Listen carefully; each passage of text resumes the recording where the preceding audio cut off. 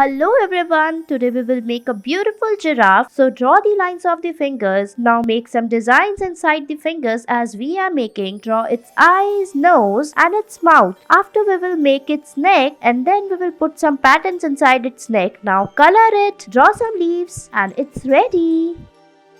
Next we will draw cute and beautiful dog playing. Now first draw the lines, then we will draw its ears, nose and then we will draw its eyes. Then we will draw its teeth and its tongue. After that we will make its body. Draw the lines as we are drawing. Make its legs and its cute tail. Draw a bone near it. Then fill it with color and your dog is ready.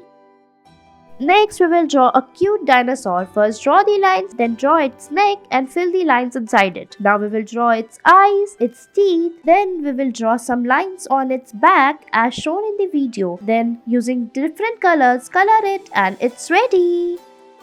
Next, we will draw a cute piggy eating an ice cream. First draw its ears, eyes and the nose. Now draw its mouth. Then we will draw its body and its legs. After that, we will make its tail and its hands holding an ice cream. Draw a cone and the ice cream on it. Color it and it's ready. I hope you liked it. Thanks for watching.